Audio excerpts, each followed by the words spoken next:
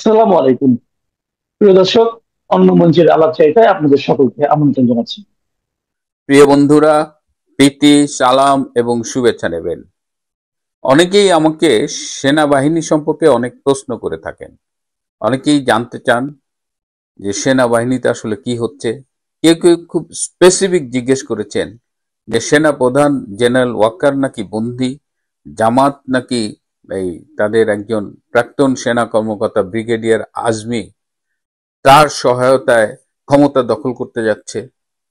আবার অনেকে বলেন যে ওয়াকার কি সামরিক শাসন জারি করবে, বা ওয়াকার বা সেনা ব্যাকড কোনো তত্ত্বাবধায়ক সরকার আসবে।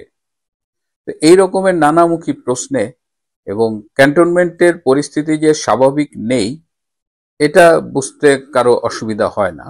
পরিস্থিতি থমথমে, পরিস্থিতি গুমট, পরিস্থিতি যে কোনো সময় যে কোনো কিছু ঘটতে পারে।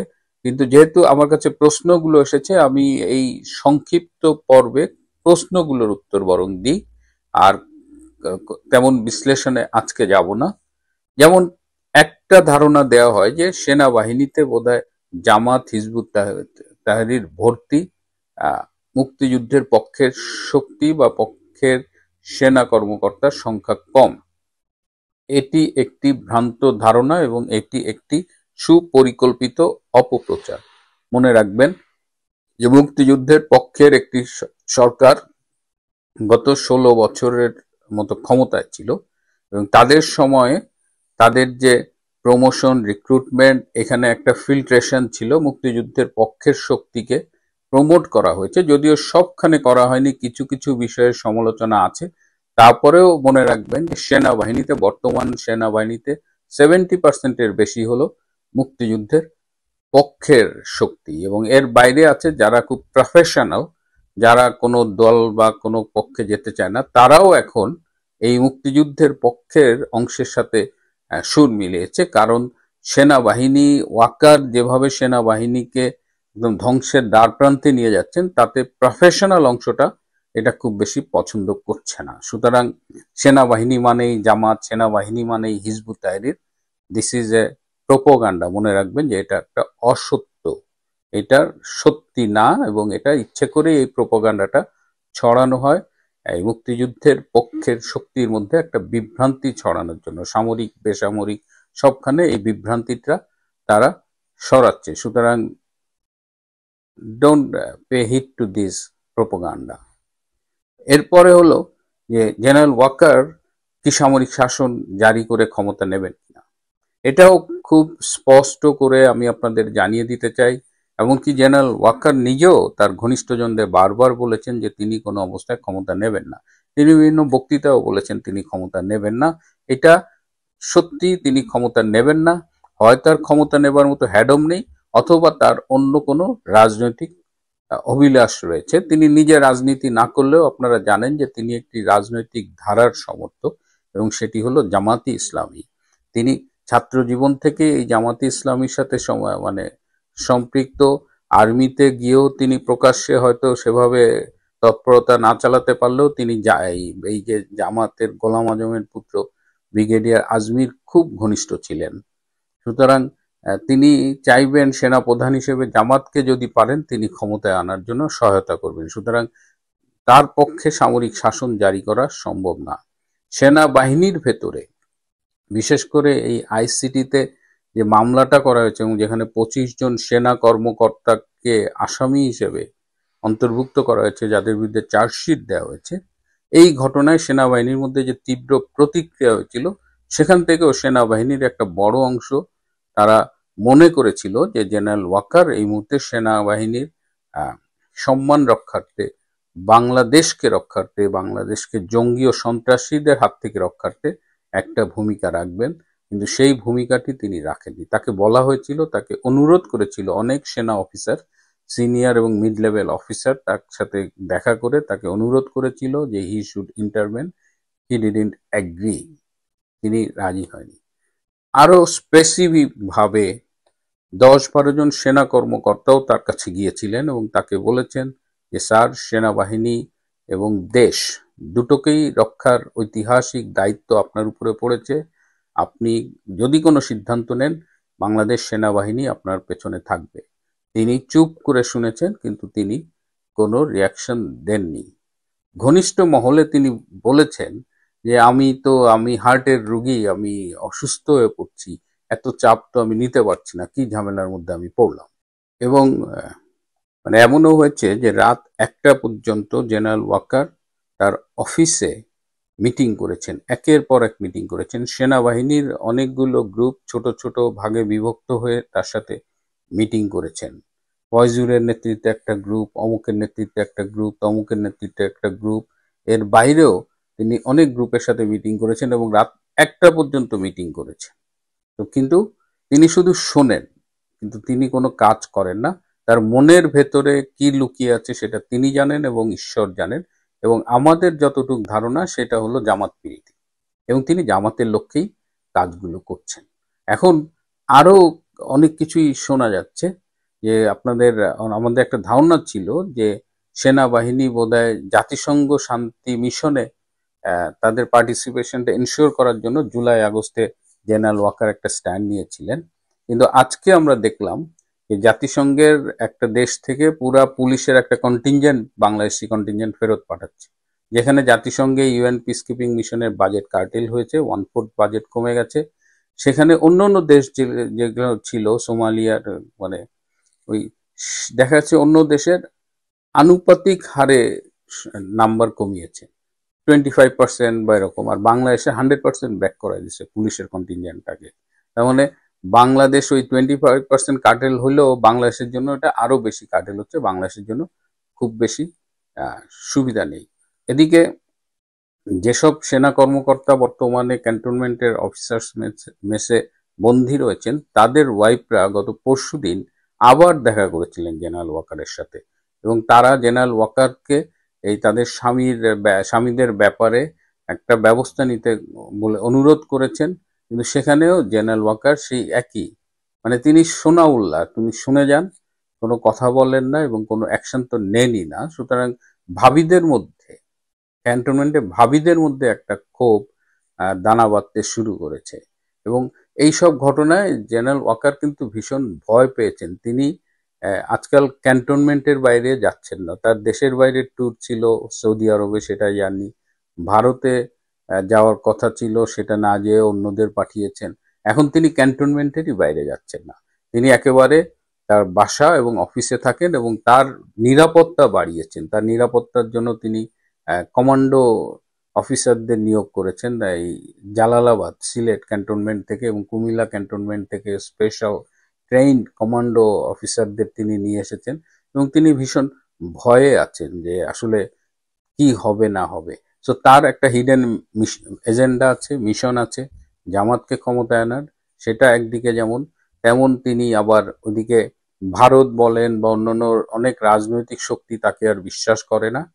এমনকি আমেরিকা, তিনি বলতেন যে আমেরিকার বাইরে আমি যেতে পারবো না, কিন্তু সেই আমেরিকাও এখন আর তাকে খুব একটা রিলাই করছে না। আমেরিকা ভারতের সাথে মিলে বাংলাদেশের ব্যাপারে কোনো কিছু হয়তো সিদ্ধান্ত নেবে। এবং ভেতরে যারা বিভিন্ন সময়ে জেনারেল ওয়াকারের সাথে দেখা করেছে, জেনারেল ওয়াকারকে স্টেপ ইন করতে বলেছে বা অ্যাটলিস্ট কোনো একটা কার্যকর ভূমিকা রাখতে বলেছে, তারাও কিন্তু ক্রমে ক্রমে, মানে তারাও জোটবদ্ধ হচ্ছে, তারা ক্ষুব্ধ হচ্ছে এবং তারা সর্বশেষ জেনারেল ওয়াকারকে বলেছে যে sir, you should resign and go. আপনি কাউকে ভারপ্রাপ্ত সেনাপ্রধান করে চলে যান, then will take care of.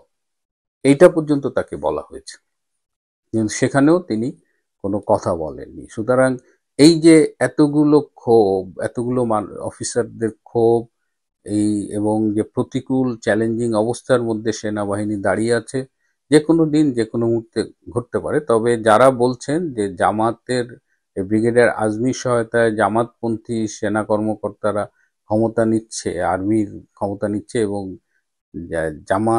General Waker এই মুহূর্তে গৃহবন্দী, তাদের এই তথ্যটি সঠিক না। জেনারেল ওয়াকার এই মুহূর্তে গৃহবন্দী না, কিন্তু তিনি স্বেচ্ছাবন্দী বলা যায়, নিজস্ব নিরাপত্তার গেরাটপের মধ্যে নিজেকে আটকে রেখেছেন। সুতরাং ক্যান্টনমেন্টের ব্যাপারে চূড়ান্ত মন্তব্য করবার কিছু সময় আসেনি। কিন্তু আবার ক্যান্টনমেন্ট থেকে চোখও ফিরিয়ে রাখা যাবে না। Any day, any time, anything may happen. আপনারা জানেন যে গতকাল জাতীয় ঐক্যমত্য কমিশনের সর্বশেষ বৈঠক অনুষ্ঠিত হয়েছে এবং আয়োজকরা এই বৈঠকটিকে বলছেন যে ধন্যবাদ জ্ঞাপন বৈঠক। কিন্তু এই বৈঠকটা শেষ হয়ে হইল না শেষ, এমনটাই প্রতীয়মান হচ্ছে। কারণ বৈঠক শেষে যেটি বোঝা গেল যে এই বৈঠকে জুলাই সনদ স্বাক্ষরে প্রস্তুত বিএনপি, স্পষ্ট করেনি জামাত, শর্ত দিয়েছিল এনসিপি এবং সই করবে না 5টি পেট সর্বস্ব ছোটখাটো দল। এমনটাই উঠে এলো গতকালকের বৈঠকে। জুলাই জাতীয় সনদ ও এর বাস্তবায়ন নিয়ে দলগুলোর মতভেদ গতকালকে আরো স্পষ্ট হয়েছে। আমি শুরুতেই যেটি বললাম, গতকাল জাতীয় ঐক্যমত্য কমিশনের জরুরি বৈঠকে নেতারা প্রধান উপদেষ্টা ও কমিশন সভাপতি ডক্টর মোহাম্মদ ইউনূসের সামনেই রাজনৈতিক দলের নেতারা সনদ নিয়ে তাদের ভিন্ন ভিন্ন অবস্থান তুলে ধরেন। যদিও ফরেন সার্ভিস একাডেমিতে হওয়া বৈঠকটি ধন্যবাদ জ্ঞাপনের জন্য ডাকার কথা বলা হয় কমিশনের তরফ থেকে। এই বৈঠকের পর দলগুলোর নেতারা সাংবাদিকদের সঙ্গে আলাপে তাদের আগের অবস্থানে তুলে ধরেন। জুলাই জাতীয় সনদে স্বাক্ষরের 2 দিন আগে রাজনৈতিক দলের নেতাদের সঙ্গে জরুরি বৈঠক ডাকে কমিশন। বৈঠকে কমিশন সভাপতি ও প্রধান উপদেষ্টা ডক্টর মোহাম্মদ ইউনূস অংশ নেন। বৈঠকের পর 5টি বাম ধারার দল ঘোষণা দেয় তারা জুলাই সনদে স্বাক্ষর করবে না। স্বাক্ষরের আগে বাস্তবায়ন প্রক্রিয়া স্পষ্ট করার শর্ত দিয়ে জাতীয় নাগরিক পার্টি এনসিপি জানিয়েছে, অন্যথায় আলোচনা করে স্বাক্ষরের বিষয়ে সিদ্ধান্ত নেয়ার কথা বলেছে দলটি। স্বাক্ষরের বিষয়ে হ্যাঁ না স্পষ্ট কিছু না বলে জামাত নেতারা জানিয়েছেন সনদ স্বাক্ষরের বিষয়ে কোনো অনিশ্চয়তা তারা দেখছেন না। তবে আগের মতো দলটির নেতারা আসছে নভেম্বরে জুলাই জাতীয় সনদ বাস্তবায়ন প্রক্রিয়া চূড়ান্তে গণভোট দাবি করেন। একই দাবি করেছে ইসলামী আন্দোলন বাংলাদেশ। বৈঠক ও বৈঠকের পরে বিএনপির পক্ষ থেকে স্পষ্ট করেই বলা হয়েছে সনদের সবার সব মতামতই থাকছে। অর্থাৎ এটি স্পষ্ট যে জুলাই সনদ নিয়ে বিভেদ আরো জোরালো হলো, স্পষ্ট হলো। যদিও সরকারের তরফ থেকে বলা হচ্ছে যে আগামীকাল জুলাই সনদ স্বাক্ষর হবে, কিন্তু শেষ পর্যন্ত আদৌ কি হবে সেটি নিয়ে বড় ধরনের প্রশ্ন আছে। এবং এই সনদ বাস্তবায়ন কি হবে, বাস্তবায়ন নিয়ে জামাত এনসিপির বিভেদ। আবার বিএনপি মনে করছে, বিএনপি বলছে যে আগামী সরকার, আগামী সংসদ এটি বাস্তবায়ন করবে। শেষ পর্যন্ত কি হবে আমরা নিশ্চয়ই দেখবার জন্য অপেক্ষা করছি। আগামীকাল কি ঘটতে যাচ্ছে, জুলাই সনদ কি আদৌ স্বাক্ষর হতে যাচ্ছে নাকি হতে যাচ্ছে না, সেগুলো দেখবার জন্য আগামীকাল পর্যন্ত আমাদের নিশ্চয়ই অপেক্ষা করতে হবে। অবশ্য গতকালকে এনসিপি সুস্পষ্ট করে জুলাই সনদে স্বাক্ষর করা না করা বিষয়ে কোনো কিছু না জানালেও আজকে তারা একটি সাংবাদিক সম্মেলন করেছে এবং সাংবাদিক সম্মেলন করে মূলত 3টি দাবি জানিয়েছে। এই দাবির সারমর্মের কথা যদি আপনি বলেন যে তারা এখনই জুলাই সনদের আইনি ভিত্তি চায়, এমনকি গণভোট করে হলেও আইনি ভিত্তি চায়, নইলে তারা আগামীকাল স্বাক্ষর হতে যাওয়া জুলাই সনদে স্বাক্ষর করবে না বলে জানিয়ে দিয়েছে। তাদের দাবিগুলো কি সেটি একটু আমরা যদি দেখে নেই। যে দাবি 1, জুলাই সনদ বাস্তবায়ন আদেশের খসড়া স্বাক্ষর অনুষ্ঠানের আগেই প্রকাশ করতে হবে। জুলাই সনদ বাস্তবায়ন আদেশের খসড়া জনগণের সার্বভৌম অভিপ্রায় অনুসারে সরকার প্রধান হিসেবে প্রধান উপদেষ্টা মোহাম্মদ ইউনূস জারি করবেন। জুলাই সনদের বৈধতার উৎস হতে হবে জুলাই গণ অভ্যুত্থান। দাবি 2, জুলাই সনদের 84টি সংস্কার নিয়ে গণভোট হবে। এতে নোট অফ ডিসেন্টের আলাদা কোনো কার্যকারিতা থাকবে না। গণভোটের প্রশ্ন কি হবে তা আগেই চূড়ান্ত করতে হবে এবং তা রাজনৈতিক দলগুলোকে দেখাতে হবে। দাবি 3, গণভোটের মাধ্যমে জনগণ যদি জুলাই সনদের পক্ষে রায় দেয় তবে নোট অফ ডিসেন্টের কোনো কার্যকারিতা থাকবে না। গণভোটের রায় অনুযায়ী আগামী নির্বাচিত সংসদ তাদের উপর প্রদত্ত সাংবিধানিক ক্ষমতা বলে সংবিধান সংস্কার করবে এবং সংস্কারকৃত সংবিধানের নাম হবে বাংলাদেশ সংবিধান 2026। এই বিষয়গুলো নিশ্চিত না করে জুলাই সনদ করা হলে তা জনগণের সঙ্গে ছল চাতুরি করা হবে বলে মনে করে এনসিপি। এনসিপি নেতা নাহিদ ইসলাম বলেছেন, জুলাই সনদের আইনি ভিত্তি ছাড়া অর্ডারে স্বাক্ষর করা মূল্যহীন হবে। সেই বিষয়টি নিশ্চিত না হওয়া পর্যন্ত আমরা অনুষ্ঠানে অংশীদার হব না। অর্থাৎ জুলাই সনদ নিয়ে সরকারি দল, সরকার সৃষ্ট দল এবং এটিকে কিংস পার্টি বলা হয়, এনসিপি একটা অনিশ্চয়তার দোলাচলে দুলছে। অর্থাৎ জুলাই সনদকে আদৌ আগামীকালকে কি হবে, এই প্রশ্নটা বড় হয়ে দেখা দিয়েছে। আমি আমার ফেসবুকে একটা পোস্ট দিয়েছি এই সন্ধ্যার আগে যে আগামী 170 ঘন্টা অর্থাৎ 7 দিন 22 তারিখ পর্যন্ত এই সময়ের মধ্যে দেশের পরিস্থিতি একটা বিশেষ পরিস্থিতি তৈরি হতে পারে। সেই পরিস্থিতি কি হতে পারে, তার ফলাফল কি হতে পারে, আমি আমার তথ্য উপাত্ত এবং অভিজ্ঞতার আলোকে বিষয়গুলো নিয়ে কথা বলবো।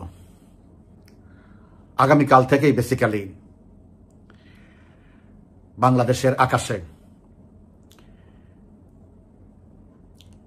দুর্যোগপূর্ণ আবহাওয়ার পরিবেশ তৈরি হতে পারে। সেখানে অনেকগুলো কারণ এখানে আছে এবং কি কি হতে পারে, কিভাবে হতে পারে, অতটা ডিটেলসে আমি যেতে চাচ্ছি না। আমার অনুরোধ থাকবে আপনারা আপনাদের অভিজ্ঞতায় বিভিন্ন তথ্য উপাত্তের ভিত্তিতে বিষয়গুলিকে মেলানোর চেষ্টা করবেন। কৌশলগত কারণেই অনেক বিষয় আমি খোলাসা করব না। আগামী পরশুদিন 17 অক্টোবর এই ডেভিল ইনুস দখলদার বাহিনী একটা জুলাই সনদ নামে একটি ভবিষ্যৎ পরিকল্পনা, ইনুসের যে গ্যাং, এই গ্যাং মিলে সবাই মিলে সেটাকে অনুমোদন দিবে। যদিও এর মধ্যে কিছু হলেও মত পার্থক্য আছে, সেই মত পার্থক্য আমার বিবেচনায় অতটা ধর্তব্য নয় এবং সেই মত পার্থক্য গোছানোর জন্য ইনুস এই মুহূর্তে, এখন 8টা বাজে, এই মুহূর্তে ইনুস সেন্টার মিন্স যমুনাতে ওই রাজনৈতিক দলগুলো নিয়ে বিশেষ জরুরি সভায় বসেছে। এখানে দুইটা জিনিস, একটা জিনিস হচ্ছে সবাইকে একসাথে রাখার একটা কৌশল, আর একটা বিশেষ পরিস্থিতিতে সৃষ্টি হতে যাচ্ছে, এটা এই 3 দলের, ইনুস, বিএনপি, জামাত, এই 3 গোষ্ঠীর, এই 3 চক্রের মোটামুটি সবাই অবহিত। যেমন মির্জা ফখরুল আলমগীর আজকে খুব নিবেদন করে জামাতকে উদ্দেশ্য করে বলেছে, দয়া করে আর পানি ঘোলা করবেন না, ফ্যাসিবাদ আসার রাস্তা সুযোগ মানে কি বলে, ফ্যাসিবাদ আসার রাস্তা পরিষ্কার করবেন না, আমাদের এই অর্জন বিনষ্ট হতে দিবেন না। ফখরুল সাহেবের ধারণা, তারা যদি ঐক্যবদ্ধ থাকে, সামনে যে টর্নেডো আসতেছে সেই টর্নেডো থেকে রেহাই পাবে, ধারণা। বাট এটাও ধারণা করে রেহাই পাবে না, তারপরেও রাজনীতিতে সহসায় আত্মসমর্পণ করার সুযোগটা খুব কম, শেষ পর্যন্ত লড়ে যাওয়া, এটাই রাজনীতির একটা বিধান। এখন ইনুস সবাইকে আবার সে বুঝতে পেরেছে সে বড় রকমের ঝামেলায় পড়তে যাচ্ছে, যা গত 14 মাসে কখনো এরকম হয়নি। প্রথম হলো জুলাই সনদ নিয়ে আগে থেকেই আমরা জানতাম এটা যখন চূড়ান্ত পর্যায়ে আসবে তখন তার উপরে চূড়ান্ত আঘাত আসবে। দ্বিতীয় হচ্ছে, সেনাবাহিনীর ঊর্ধ্বতন 15 সদস্য বা 25 জন অফিসারের বিরুদ্ধে গ্রেপ্তারি পরোয়ানা জারি করে পুরো সেনাবাহিনীকে ইচ্ছাকৃতভাবে হোক অনিচ্ছাকৃতভাবে হোক তার বিপক্ষে ঠেলে দিয়েছে এবং সেনাবাহিনীর আর ডানে বায়ে পিছনে কোনো রাস্তা নাই এটাকে প্রতিহত করা ছাড়া, এবং তারা প্রতিহত করবে। আমি যতটুকু এ পর্যন্ত জানতে পেরেছি, বুঝতে পেরেছি, তাতে এটাই প্রতীয়মান হচ্ছে আমার কাছে, সেনাবাহিনী has taken a very serious stand. এখন সেটা তারাই তথাকথিত এই ভুয়া ট্রাইব্যুনালকেই তারা মানে না। এই কয়েকদিনের মধ্যে, 2-1 দিনের মধ্যে আপনারা দেখবেন এরকম একটা কিছু আসতেছে যে ট্রাইব্যুনালকেই তারা স্বীকার করবে না। দ্বিতীয় হচ্ছে, যে সনদের কথা বলে হচ্ছে, এই সনদ আইনগত কোনো ভিত্তি নেই। এই সনদ দেশকে, মুক্তিযুদ্ধকে বুলুণ্ঠিত করার একটি দলিল। যত দলেই যত কিছু এটার মধ্যে স্বাক্ষর করুক, প্রজ্ঞাপন রাষ্ট্রপতির কাছ থেকে আসতে হবে, রাষ্ট্রপতিকে প্রজ্ঞাপনে স্বাক্ষর করতে হবে। গণভোট করার জন্য হোক আর এই সনদকে সংবিধানের অংশ করার জন্য হোক, সেটা রাষ্ট্রপতির আদেশ লাগবে। এখন পর্যন্ত, কালকে কি হবে আমি জানি না, কিন্তু এখন পর্যন্ত আমার তথ্য উপাত্ত এবং বিশ্বাস রাষ্ট্রপতি এ ধরনের কিছুতে সই করবেন না। এবং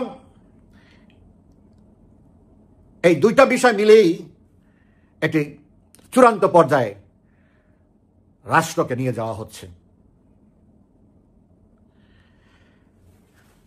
বাংলাদেশের বর্তমান অবস্থাটা আপনারা কে কিরকম জানেন আমি জানি না। সেনাবাহিনী ইতিমধ্যে সকল আইন শৃঙ্খলা বাহিনীর নিয়ন্ত্রণ নিয়ে নিয়েছে। Police, RAB, coast guard, BGB, Ansar, সমস্ত বাহিনীর নিয়ন্ত্রণ সেনাবাহিনীর হাতে চলে গেছে এবং সেনাবাহিনী সকল বাহিনী প্রধানদেরকে বিশেষ নির্দেশনা জারি করে দিয়েছে। যেটা কি সেটা আমি আর বলতে চাচ্ছি না, বাট এই ডেভিলের হাতে বিশেষ কিছু সৃষ্টি করার মতো, বিশেষ নির্দেশ দিলে সেই নির্দেশ পালন করার মতো ওই সুযোগ আর নাই। ধরেন সাজ্জাদ আলী, ডিএমপির কমিশনার, সে আজকে বলেছে যে ট্রাইব্যুনাল থেকে যে ওয়ারেন্ট জারি হয়েছে সেনা কর্মকর্তাদের নামে, সেই ওয়ারেন্টের কপি তার কাছে এখনো পৌঁছেনি। দেখেন, এই যে রাজাকারের বাচ্চা রাজাকার তাজুল, এই যে বড় বড় গলা করে প্রেসে লম্বা লম্বা কথা বলে যে পুলিশ তাদেরকে গ্রেপ্তার করবে, পুলিশের কাস্টডি দিতে হবে, 24 ঘন্টার মধ্যে আদালতে হাজির করতে হবে, তার কোনোটাই বাস্তবায়ন হবে না। যা ডিএমপি কমিশনারের কথা স্পষ্ট। আমি বলতে চাচ্ছি না তারা পায় নাই, আমি বলতে চাচ্ছি না তারা পেয়েছে, কিন্তু সে বলে দিয়েছে তাদের কিন্তু পৌঁছে নাই, এবং ক্যান্টনমেন্ট থানায়ও এইসব পৌঁছে নাই। এবং আমার কাছে এরকম তথ্য এসেছে যে সমস্ত অফিসারদের নামে ওয়ারেন্ট জারি করা হয়েছিল, তারা যেসব জায়গায় পোস্টিং ছিল ওই ধরনের থানায় যে কাগজপত্র নথি পাঠানো হয়েছে সেগুলি আবার টেক ব্যাক করা হয়েছে, যাতে কোনো অ্যাকশনে না যায়। বা অ্যাকশন তো প্রশ্নই আসে, পুলিশকে আর্মি অ্যারেস্ট করতে যাবে? বাংলাদেশের পুলিশ প্রশ্নই আসে না। তো তারপরেও ওগুলোকে আবার ফেরত আনা হয়েছে। সবচেয়ে চমকপ্রদ কথা হচ্ছে, এই সাজ্জাদ আলী ডিএমপি কমিশনার বলেছে, সেনাবাহিনী যেভাবে বলবে আমরা সেভাবে কাজ করব। আই রিপিট, সেনাবাহিনী যেভাবে বলবে আমরা সেভাবে কাজ করব। আজকের কথা। সো সেনাবাহিনী already has taken the control all law and order forces. এখন কথা হচ্ছে, এই যে একটা পরিস্থিতির সৃষ্টি হয়েছে, ইউনূস এই পরিস্থিতিকে কিভাবে সামাল দিবে? ইউনূস কি বলবে যে ঠিক আছে, আমি সেনাবাহিনীর ব্যাপারটা আপাতত স্থগিত রাখলাম, এবং ইউনূস কি বলবে যে জুলাই সনদ কিছু কিছু ত্রুটির কারণে আমরা এখনই করতেছি না, সময় নিলাম? এই দুটা যে কোনো একটা বললেই ধরে নিতে হবে ইউনূসের পতন অবশ্যম্ভাবী। আবার দুইটা একটাও না না বললে তারপরেও তাকে তার সার্ভাইভ করার কোনো ওয়ে নাই, ওয়ে আউটই নাই তার। রাষ্ট্রপতি পর্যন্ত যাওয়া তো অনেক পরের ব্যাপার। অন্যদিকে কেন আমি 170 ঘন্টা বললাম? আমি হিসাব করেই বলেছি, 21 অক্টোবর অ্যাপিল বিভাগে তত্ত্বাবধায়ক সরকারের উপরে শুনানি হবে। হতে পারে শুনানি পিছাই দিতে পারে, আবার নাও হতে পারে। যদি শুনানি হয় তাহলে ধরে নিতে হবে যে সমঝোতার ভিত্তিতেই, ইউনূস বিরোধী শিবিরের সমঝোতার ভিত্তিতেই তত্ত্বাবধায়ক সরকারের শুনানি হচ্ছে। কারণ কোনো অবস্থাতে ইউনূস চাইবে না শুনানি হোক। সে কারণে শুনানি হলেই তত্ত্বাবধায়ক সরকার আসবে, এবং সাথে সাথে এই অন্তর্বর্তীকালীন interim government will be dissolved. ওখানে নির্দেশনা থাকবে কিভাবে তত্ত্বাবধায়ক সরকার গঠন করতে হবে, এবং বলা থাকবে হয়তো আই গেস অনতি বিলম্বে তত্ত্বাবধায়ক সরকার গঠন করে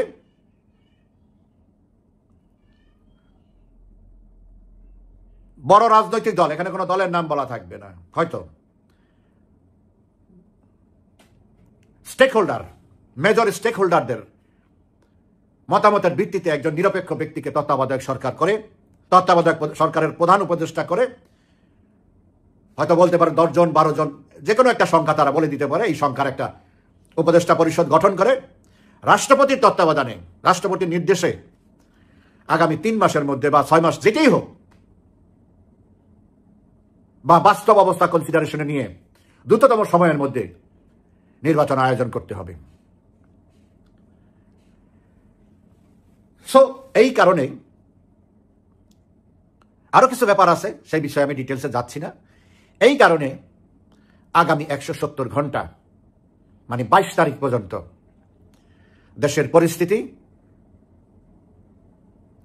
অনিশ্চিত বলতে পারেন, আবার সুনিশ্চিত অগ্রগতির দিকে ধাবিত হবে, যেখানে ইউনূস নামে কেউ থাকবে না। এখন এরকম একটা পরিস্থিতিতে আওয়ামী লীগের কি ভূমিকা হবে? আওয়ামী লীগের কি ভূমিকা হবে এটা সিদ্ধান্ত নেয়া এবং দেয়া দুইটিরই একমাত্র এখতিয়ার মাননীয় প্রধানমন্ত্রী শেখ হাসিনা। আমি শুধু দেশপ্রেমিক সকলকে, আওয়ামী লীগের নেতা কর্মী সমর্থক এবং মুক্তিযুদ্ধের পক্ষের সকলকে অনুরোধ করব, ধৈর্য ধারণ করুন, সতর্ক থাকুন এবং প্রস্তুত থাকুন। সেরকম পরিস্থিতি সৃষ্টি হলেই মাননীয় প্রধানমন্ত্রী তার দায়িত্ব যথাযথভাবে পালন করবেন এবং যথাযথ নির্দেশনা দিয়ে সেগুলো পালন করার আহ্বান জানাবেন। আরো কিছু কথা বলতে পারতাম, বিশেষ কারণে, কৌশলগত কারণে, নিরাপত্তার কারণে, পরিস্থিতিকে পজিটিভ ডাইরেকশনে বাধাহীনভাবে যাওয়ার কারণে আমি আর ডিটেলস কিছু বলছি না। আমি শুধু আবারও বলবো, আপনারা আশাবাদী হতে পারেন, দেশ রসাতলে যাবে না। দেশকে আমরা আবার ট্র্যাকে ফিরিয়ে আনবো। এই যত আবর্জনা আছে, মাননীয় প্রধানমন্ত্রীর ভাষায় ময়লা সাফ করা হবে। যে সমস্ত কেমিক্যাল দিলে পরে ময়লা সঠিকভাবে অতীতের অভিজ্ঞতার আলোকে আমরা ময়লা সাফ করতে পারি নাই অতীতে, কিন্তু এবার অতীতের সকল অভিজ্ঞতাকে সামনে রেখে যে সমস্ত কেমিক্যাল ব্যবহার করলে যথাযথভাবে ময়লা সাফ করা যাবে সেই কেমিক্যালই আমরা এবার ব্যবহার করব ইনশাল্লাহ। আল্লাহর রহমতে জাতির প্রতি আছে, প্রধানমন্ত্রী শেখ হাসিনার প্রতি আছে, এবং সামনের দিনগুলো একটু কঠিন, একটু উদ্বেগের, একটু উৎকণ্ঠার হলেও বাংলাদেশ তার সঠিক জায়গায় পৌঁছবে। কিভাবে সেটা বলছি না, বাট পৌঁছবে ইনশাআল্লাহ। শুধু প্রস্তুত থাকুন। সময় মতো যখনই প্রধানমন্ত্রী যেই নির্দেশনা দিবে, সেই নির্দেশনা যেন উনি যদি এক বলে আমরা যেন পাস করতে পারি, আমরা যেন দোষ করতে পারি, পুরা জাতিকে, পুরা বিশ্বকে আমরা প্রমাণ করে দিব আমরা ট্র্যাপড হয়েছিলাম, আমাদের পিছন থেকে ছুরি মারা হয়েছে, সামনের থেকে আমাদেরকে মোকাবেলা করার শক্তি এদেশে কারো নাই। আমরা সামনে দিনের আলোতে সেই কাপুরুষদের, সেই কুলাঙ্গারদের, দেশের কুলাঙ্গারদের পরাজিত করে আমরা সেটা বিশ্বকে আমরা দেখাবো ইনশাআল্লাহ।